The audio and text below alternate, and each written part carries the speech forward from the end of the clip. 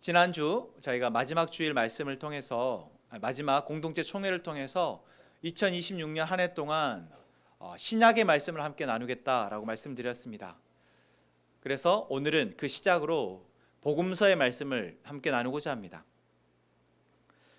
1년 동안 우리가 사복음서와 서신서 그리고 요한계시록까지 이러한 하나님의 신약의 말씀을 통해서 우리가 예수 그리스도를 보기를 원합니다. 또한 예수 그리스도를 통해 전해진 하나님 나라의 복음을 저희가 알기를 원합니다. 저는 준비를 하니까 좋은 게 뭐냐면 계속 준비를 하면서 더 기대를 하게 되는 것 같아요. 여러분 어떠십니까? 저야 준비를 하고 여러분에게 자 1년 동안 이 신약의 말씀을 나누겠습니다라고 선포를 했습니다. 여러분 안에 이 말씀을 통해서 주실 은혜가 기대가 되십니까? 하나님이 우리 한 사람 한 사람, 그리고 우리의 가정, 그리고 우리의 교회, 그리고 이 사회, 이 온 세상을 이제 사랑하시는데 그 하나님의 사랑하심을 우리가 뭘로 알 수 있겠어요? 돈 버는 걸로요? 몸 건강한 걸로 알 수 있을까요? 사실 돈은 있다가도 없고요. 건강은 어떻습니까? 건강하다가도 바로 그 다음날 콜록콜록하고 아픈 것이 우리입니다. 우리가 하나님의 사랑, 하나님의 은혜를 뭘로 알 수 있을까요? 지금 내게 좋은 것으로 하나님의 은혜를, 하나님의 사랑을 안다라는 것은 착각입니다. 내게 좋은 것으로가 아니라 우리가 하나님의 은혜와 하나님의 사랑을 알게 되는 것은 바로 하나님의 약속의 말씀인 줄로 믿습니다. 그래서 저는 여러분들에게 한 가지 묻고 싶습니다. 여러분의 지난 시간 속에서 여러분들이 붙들고 있었던 하나님의 약속은 무엇입니까? 여러분들이 그래도 나는 믿는 자다, 나는 그래도 하나님을 믿는 자다라는 그 고백 속에서 여러분들에게 고백되어지고 신뢰되어진 그 하나님의 약속은 무엇인가요? 그런 약속이 여러분에게 지금 있으십니까? 하나님을 믿는다라는 것은 하나님이 내게 좋은 거 주시니까 저 하나님 믿습니다가 아니라 하나님이 내게 약속하신 그 말씀이 진실로 이루어질 것을 믿는 것입니다. 그 약속이 있기에 내가 지금 오늘 그래도 두려움과 염려와 근심 속에 살아가는 것이 아니라 이제 그 약속하신 하나님을 바라며 기대하며 살아가는 것이죠. 지난 2025년 한 해가 여러분에게 어떤 한 해였냐라고 제가 여러분에게 물었습니다. 그 한 해 가운데 아쉬운 것도 있을 것이고 그리고 행복하고 좋은 것들도 있었을 겁니다.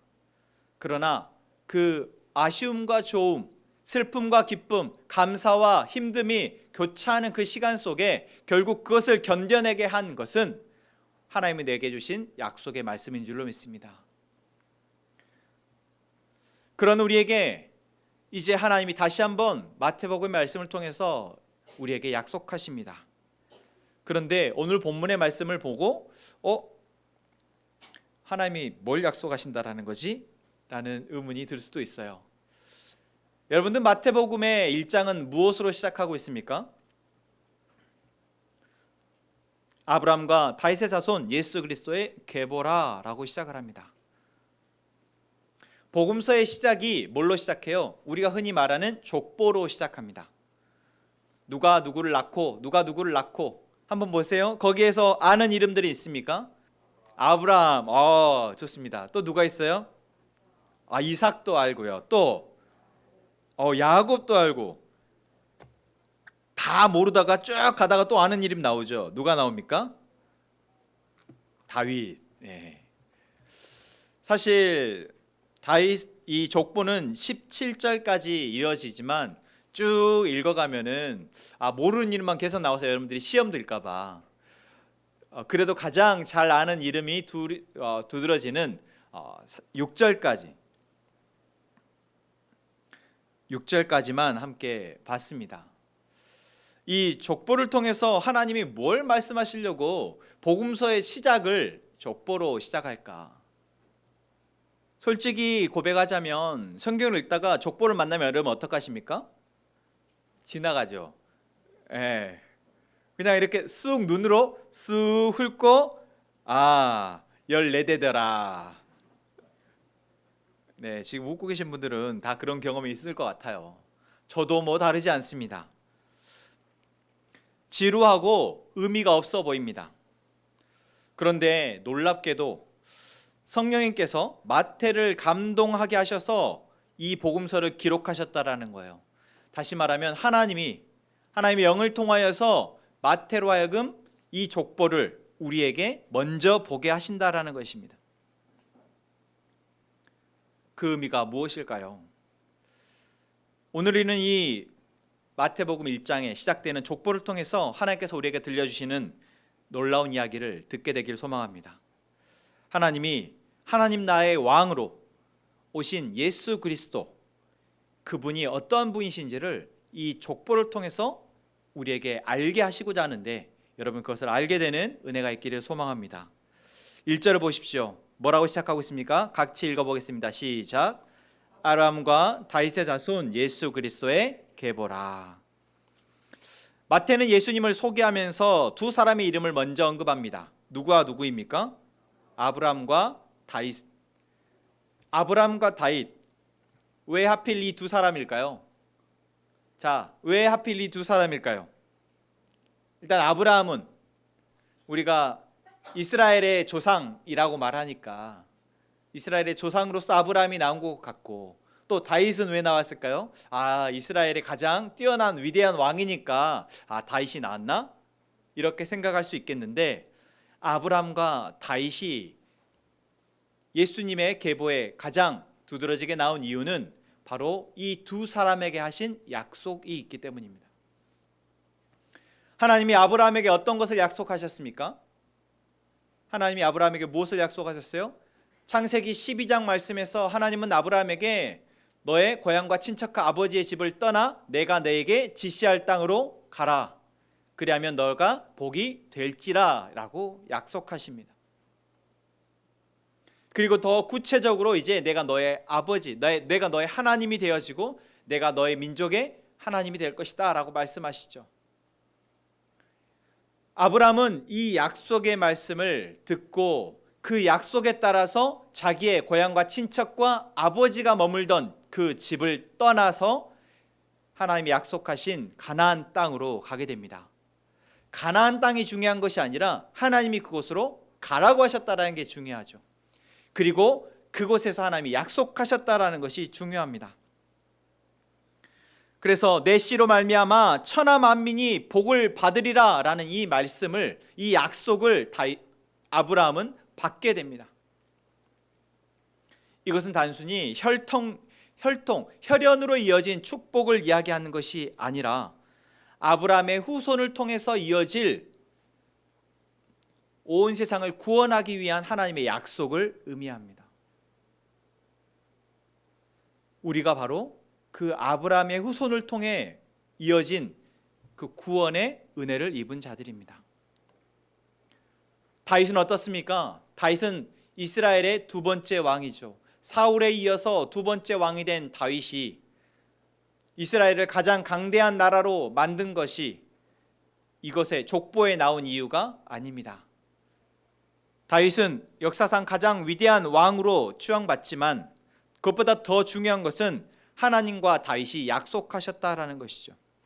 다윗이 하나님에게 하나님, 제가 하나님의 전을 지어드리고 싶습니다 라고 하나님 앞에 요청했을 때 하나님은 다윗에게 오히려 이렇게 말씀하십니다. 내 집과 내 나라가 내 앞에서 영원히 보존되고 내 왕위가 영원히 견고하리라. 내가 내 집을 세우겠다 말씀하십니다. 이 약속은 역시 무엇을 의미하고 있습니까? 다윗의 가문이 계속해서 왕이 될 것을 이야기하는 것이 아닙니다.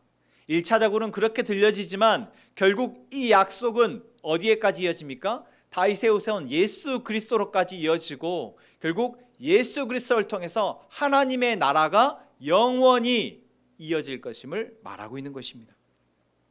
이렇게 예수 그리스도의 계보의 시작인 아브라함과 다윗은 바로 약속의 말씀을 받은 자이고 그 약속의 말씀을 믿은 자입니다. 그래서 우리는 이 계보를 통해서 무엇을 알 수 있습니까? 예수 그리스도가 이 땅에 오심은 하나님의 약속의 증거이다라는 것이죠. 약속이 이루어지고 성취되었음을 말하고 있는 것입니다. 두 번째, 우리가 이 족보를 통해서 알 수 있는 것은, 재미있는 것은 이 족보에 규칙이 있다라는 거예요. 어떤 규칙이 있냐?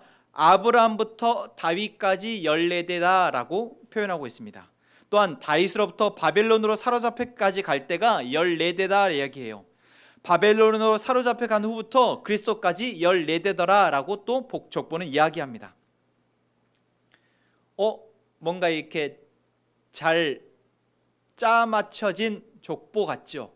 그러나 실제로 이 14대라는 것이 실제로 14대는 아니고, 성경은 우리에게 정확하게 14, 14, 14로 구분해서 예수님의 족보를 정리하고 보여주고 있습니다.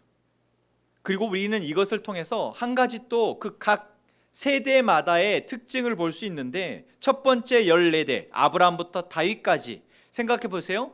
아브라함부터 하나님이 약속하셔서 이제 아브라함의 가족으로 시작되어진 이 이스라엘 민족이 점차 하나의 민족으로 이루어지고, 그 민족이 나라로 세워진 데까지 어떤 곡선을 보여줍니까? 상승 곡선을 보여주죠.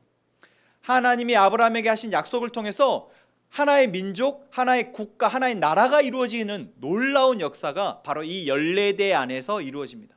반면 두 번째 14대는 다윗 왕으로부터 시작해서 언제까지입니까? 바벨론의 포로기까지입니다. 정점을 다윗 왕에서 찍고 그 다음 솔로몬 왕부터 쭉 나라가 분열되어지고 결국 북이스라엘이 망하고 남유다가 망하는, 그래서 바벨론의 포로로 끌려가게 되는 그 역사가 바로 14대의 역사입니다. 상승곡선을 그리던 이스라엘 민족의 역사가 하강곡선을 그립니다. 단순히 하강이 아니라 쇠퇴하고 포로로 끌려가는 치욕적인 역사의 이야기이죠. 그렇다면 마지막 14대의 역사는 무엇입니까? 바벨론 포로 이후부터 그리스도까지입니다. 이 시기는 우리가 무엇을 하고 특징할 수 있을까요? 이미 나라는 멸망했고요. 포로로 끌려와서 포로로 살아가고 있는 이들에게 아무 소망도 없고 아무 희망도 없던 이 시기에 하나님은 한 가지 약속을 하셨습니다. 그 약속이 무엇입니까? 70년이 지나면 내가 너희를 다시 해방하여 내 땅으로 돌아오게 하겠다라는 약속이었습니다. 그리고 그 시기에 하나님이 이것만 약속하신 것이 아니라 이제 메시아를 보내어 다시 하나님의 나라를 회복하시겠다라는 약속을 선지자를 통해서 하셨습니다. 그리고 그리스도가 오기까지 이 14대의 시간은 어떤 시간일까요? 기다림의 시기입니다.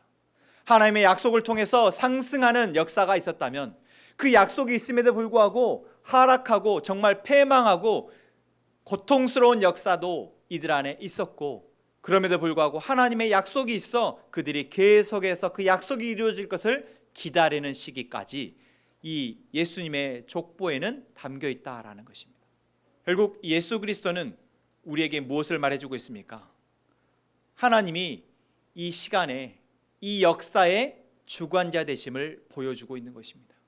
그 약속 속에 우리는 웃기도 하고 행복해하기도 하고 슬퍼하고 아파하기도 하며, 때로는 묵묵히 내 삶을 살아내며 기다리고 인내하는 시기가 우리 안에 있음을, 그리고 그 모든 시간 가운데 하나님이 역사의 주관자로, 우리의 시간의 주관자로 함께하고 계심을 예수 그리스도가 보여주는 것입니다. 또 한 가지 이 족보에서 드러나고 있는 두드러지는 특징은 이 족보에 나타난 성비입니다. 여러분의 족보에, 제가 사실 저희 가문의 족보를 본 적이 없어요. 부끄럽지만. 그런데 그 족보에 보면 보통 어떤 성이 기록되어 있습니까? 대부분이 남성이 기록되어 있죠. 그러지 않은 민족도 있고 그런 나라도 있겠지만, 여전히 고대로부터 이어져 오는 어떤 이 가문의 족보에는 보통 남성의 이름이 주로 기록되어져 있습니다. 성경도 그렇습니다. 성경의 구약의 역사를 보면 숫자를 셀 때도 여성은, 어린아이는 제외하고 성인 남자의 숫자만 세서 그 민족의 수를 가늠합니다. 예수님의 족보에도 그렇습니다. 예수님의 족보에도 대부분 남성의 이름이 기록되었습니다. 그런데 3절과 5절과 6절, 남성이 아닌 여인들이 기록되어 있습니다. 누구입니까? 3절에 보면 유다는 다말에게서 베레스와 세레를 낳고, 5절은 살몬은 라합에게서 보아스를 낳고, 보아스는 루색에서 오벳을 낳고, 6절을 보면 다윗은 우리아의 아내에게서 솔로몬을 낳고, 남성만 기록되던 족보에 여인이 기록되어 있는데 이 여인의 특징을 보면 다말이라는 여인과 라합이라는 여인과 루시라는 여인입니다. 그런데 이 다말은 어떤 여인이냐? 자신의 시아버지였던 유다를 속여서 유다, 자기의 시아버지와 관계를 하여서 베레스와 세레를 낳습니다. 왜 그러냐면 유다의 아들들이 다 죽음을 맞이하거든요. 자기의 남편이 죽게 돼요. 보통 유다의 전통에서, 이스라엘의 전통에서는 남편이 죽으면 그 형제를 통하여서 그 씨를 이어가도록 하는 전통이 있었습니다. 그런데 남편이 죽고 그 형제도 죽고 이런 상황에 이제 홀로 과부로 살아가게 될 처지에서 다말은 자기의 시아버지가 자기에게 그 막내 동생을 주지 않을 것을 알고 시아버지를 속여서 관계를 맺고 아이를 낳게 되는데 그 아이들이 바로 베레스와 세라입니다. 그런데 여러분, 오늘 본문의 말씀 3절을 보면 뭐라고 얘기했습니까? 예수 그리스도의 계보에 베레스가 올라갑니다. 유다에 살아남은 아들이 한 명 있거든요. 그런데 그 아들에게서 이어진 족보가 이어진 것이 아니라 베레스의 이름이 올라간다라는 것이죠. 여러분, 얼마나 요즘 같은 시대에도 이러한 문제에 대해서 우리는 민감하고 어떻게 사람이 그럴 수 있어?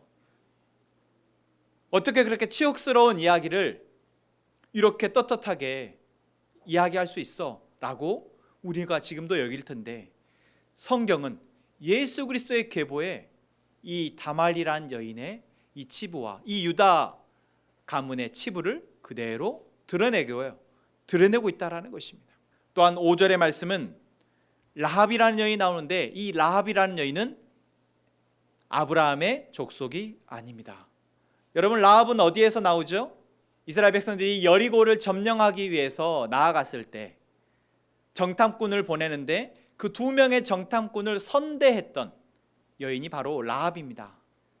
그리고 라합은 이 정탐꾼들에게 요청하죠. 당신들이 이 성을 점령할 때 우리 가족을 살려주십시오. 라합이 이렇게 요청했던 것은 소문으로 들어왔던 하나님의 백성 이스라엘이 이제 여리고를 점령해 오는데 객관적인 전력으로 보자면 강대한 견고한 성을 가진 여리고 민족이 당연히 이길 거라고 생각하지만 라합에게는 왠지 모르게 하나님을 섬기는 그 이스라엘 백성들이 승리할 것 같았던 거예요. 왜 그랬을까요? 바로 애굽에서 그들을 건져내고 홍해를 건너서 여기까지 오게 하신 그들의 하나님이 너무나도 두려웠던 것입니다. 하나님이 누구이신지 잘 알지도 못하고 그분을 어떻게 섬겨야 되는지도 알지 못했지만 라합은 지금 자기들이 믿고 섬기는 가나안의 신보다 이스라엘을 이곳까지 인도하신 그 하나님이 더 큰 신으로 여겨졌다라는 것이죠. 그 하나의 선택이 결국 라합 가문을 살립니다. 그래서 성경은 이 라합이 기록됩니다. 또한 그 뒤에 나오는 루시라는 여인 또한 이스라엘 민족이 아니고 모압 여인이었으나 자기 시어머니였던 나오미를 따라서 자기 베들레헴으로 돌아왔고 이곳에서 보아스를 만나 이제 새로운 가정을 꾸리게 된 여인이죠. 그리고 6절에 나온 우리아의 아내 누구이죠? 밧세바입니다. 우리아의 아내 역시 다윗의 치부입니다. 다윗이 왕으로서 있는 기간 동안 몇 가지 실수와 잘못을 하긴 했지만 그래도 가장 치명적인 실수이자 자기의 왕의 마지막 시기를 어둠 가운데 보내야 했던 그 시발점이 된 바로 우리아의 아내를 범한 사건, 그 주인공이 바로 밧세바입니다. 그런데 성경은 이 우리아의 아내 밧세바를 기록하고 있다라는 것이죠. 왜 마태는, 왜 하나님은 예수 그리스도의 족보에 사실 충분히 감출 수 있고 아예 여인의 이름을 언급을 안 하면 되는데 왜 이 여인들의 이름을 언급하며 예수 그리스도의 족보에 없어도 될 치부를 드러내고 있을까요? 이들이 훌륭한 여인들이어서 그럴까요? 훌륭한 여인들이라면 더 구약에 예수님의 족보에 있는 훌륭한 여인들이 있지만 그들이 아니라 예수님의 족보에는 오히려 흠이 있고 남들이 손가락질할 만한 이유를 가진 그러한 여인들이 기록되었다라는 것입니다. 이것은 무엇입니까? 바로 복음의 핵심을 우리에게 보여주기 위함입니다. 하나님의 구원은 우리의 자격이나 우리의 조건에 달려있지 않음을 보여주는 것입니다. 예수 그리스도, 구원자로 오신 메시아로 오신 예수 그리스도의 족보에 오히려 흠이 있고 죄가 있는 이 여인들, 그리고 이 여인들의 얽혀있는 이야기를 우리에게 보여주는 것은 바로 우리가 여전히 죄인이고 우리는 그러할 자격이 없지만 하나님이 우리를 구원하시기 위해서 예수 그리스도를 보내심을 우리에게 보여주고 있는 것입니다. 라합은 기생이었지만 하나님께서 그를 구원하셨다라는 걸 통해 우리가 비록 그럴 자격이 없고 그럴 신분이 아니고 그럴 능력이 없지만 하나님 우리를 구원하심을 보여주시는 것입니다. 사랑하는 성도 여러분, 이것이 예수 그리스도를 통해서 보여지는 복음입니다. 예수 그리스도는 의로운 자를, 잘 나가는 자를, 성공한 자를 구원하기 위해서 오신 것이 아니라 죄인을, 약한 자를, 슬퍼하는 자를, 고통 가운데 있는 자를 부르러 오셨습니다. 이렇게 하나님의 약속을 통해서 이 땅에 오신 예수 그리스도, 그리고 모든 인류의 역사 가운데 하나님이 주관자이심을 드러내기 위해서 오신 예수 그리스도, 그분이 바로 우리가 믿고 섬기는 예수님이십니다. 이 예수님을 우리가 친근하게 여기는 것, 예수님 너무 좋아요, 예수님 사랑해요 라고 고백하는 것 너무나 좋지만 그보다 먼저 우리가 예수님을 우리의 왕으로 모셔드리기 원합니다. 16절 말씀을 보시죠.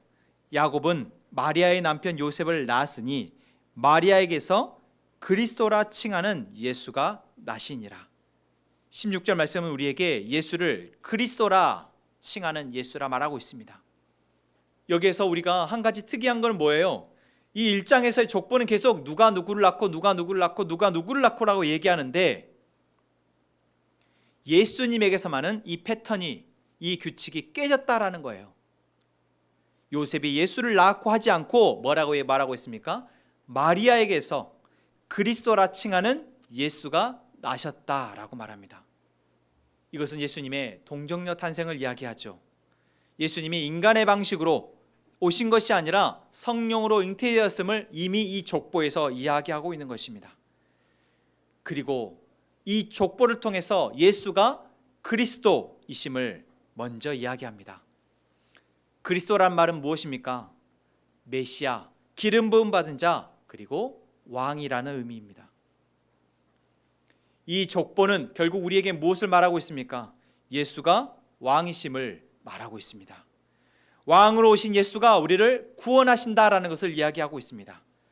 여러분, 예수님 우리의 왕이 되십니까? 예수님이 여러분의 왕이 되십니까? 예수님이 먼저 우리의 왕이 되심을 고백하지 못하면 우리는 왕으로 오신 예수가 우리를 다스리심을 우리는 누릴 수 없게 됩니다. 그냥 내 죄를 용서해 주시는 분, 내가 잘못해도 그것을 그냥 용서해 주시는 분, 그래서 내가 그분을 믿으면 천국 간다며? 그럼 난 그분을 믿어야겠어. 여러분, 이런 믿음을 위해서 예수님이 이 땅에 오신 것이 아니라 우리의 죄를 용서하셔서 더 이상 우리가 죄의 노예가 아니라 이제 하나님의 의의 자녀로 살아가도록, 이제 더 이상 우리가 사단의 권속 아래에서 그 지배 아래 살아가는 것이 아니라 이제 하나님의 완전한 다스림 아래 살아가도록 예수님이 이 땅에 오셨음을 우리는 믿기를 소망합니다. 예수님은 우리의 왕이십니다. 예수님이 우리의 왕이 되시기 위해서 오셨습니다. 우리의 주인, 우리의 왕이 되기 위해서 오신 그 예수님을 우리가 환영하는 이 12월이 되기를 소망합니다. 어떻게 환영할 수 있을까요? 나는 예수님을 나의 왕으로, 나의 주인으로 여기고 있는지 돌아보는 것입니다. 제가 어떤 분과 이야기를 나누는 중에 예수님을 참 자기는 믿는다라고 생각을 하시더라고요. 나는 예수님을 믿는다라고 말씀하시는데 그럼 예수님을 어떻게 믿고 계세요? 라고 물었더니 예배 드리고 있고요. 때때로 성경도 보고 있고요. 때때로 기도도 하고 있습니다. 이렇게 말을 하시더라고요. 여러분, 이 대답이 어떻게 들려지십니까? 제가 이렇게 말을 하니까 조금 이렇게 여러분들이 반응이 오지 않으십니까? 때때로 이 때때로에는 무엇이 숨겨 있어요? 내가 원할 때, 내가 하고 싶을 때, 내가 가능할 때 예배드리고 기도하고 말씀을 읽는다. 그것이 감추어져 있습니다. 여러분, 그러면 예수님 우리의 주인이실까요? 예수님 나의 주인으로, 예수님 나의 왕으로 우리가 믿고 있는 것일까요? 우리는 연약한 인간이기에 참 비루한 이 몸을, 육신을 가지고 있기에 때로는 몸이 아파서, 때로는 우리의 마음이 아파서, 때로는 내가 내 상황에 함몰되어져서 하나님을 온전히 예배하지 못할 때도 있습니다. 저도 그러니까요. 때때로 하나님 앞에 나아가 기도하는 것보다 그냥 쉬고 있는 것이 더 좋을 때도 있습니다. 저도 그러니까요. 때때로 하나님의 말씀을 읽는 것이 너무 불편하고 어렵고 귀찮아서 안 읽게 될 때도 있습니다. 저도 그렇습니다.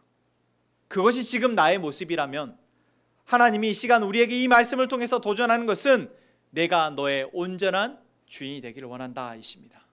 내가 너의 온전한 왕이 되기를 원한다 말씀하십니다. 여러분, 그 말씀이 우리에게 이 시간 말씀으로 선포되어지고 있습니다.